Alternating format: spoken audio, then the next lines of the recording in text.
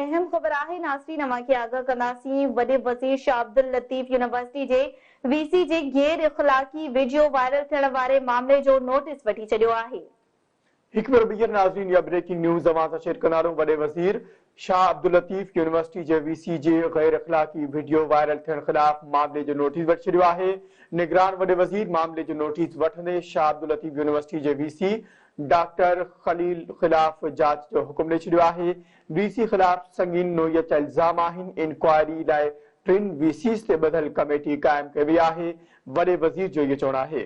खबर अवां सां शेयर कंदासीं। वॾे वज़ीर शाह अब्दुल लतीफ़ यूनिवर्सिटी जे वीसी जे गैर इख़लाक़ी वीडियो वायरल थियण वारे मामले जो नोटिस वठी छॾियो।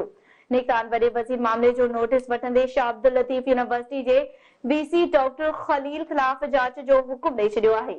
वीसी ख़िलाफ़ संगीन नौयत जा इल्ज़ाम आहिनि। इंक्वायरी लाइ 3 वीसीज़ ते ॿधल कमेटी क़ाइमु कई वई आहे। वॾे वज़ीर जो इहो चवणु आहे।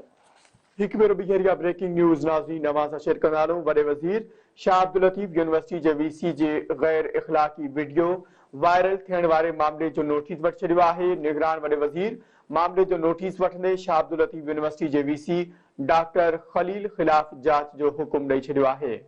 ख़बर अवां सां नाज़रीन शेयर करे रहिया आहियूं। ख़बर जे हवाले सां अवां खे वधीक आगाह कंदा रहूं त वीसी ख़िलाफ़ संगीन नोयत जा इल्ज़ाम आहिनि। इंक्वायरी लाइ 3 वीसीज़ ते ॿधल कमेटी क़ाइमु कई वई आहे। इन बार से नाज़रीन वधिक तफ़सीलात कुदासी धरती टीवी कराची जो चीफ रिपोर्टर शबीर लाशारी असां सां लाइन ते मौजूद है। जी शबीर, आगाह कजो छा तफ़सील आहिनि? जी बिल्कुल मंजर, निगरान वॾे वज़ीर जस्टिस मक़बूल बाक़िर शाह अब्दुल लतीफ़ यूनिवर्सिटी खैरपुर जे वीसी डॉक्टर खलील खे मोकल ते घर रवानो करे छॾियो आहे ऐं उन खां अलावा शाह अब्दुल लतीफ़ यूनिवर्सिटी खैरपुर जे वीसी डॉक्टर खलील जे ख़िलाफ़ जेको आहे इंक्वायरी जो पिणु हुकुम ॾेई छॾियो आहे। खैरपुर यूनिवर्सिटी जे वीसी डॉक्टर खलील जी हिकु जेका आहे उहा गैर इख़लाक़ी वीडियो वायरल थी, जंहिंखां पोइ निगरान वॾे वज़ीर मामले जो नोटिस वठंदे खेसि मोकल ते रवानो करे छॾियो आहे।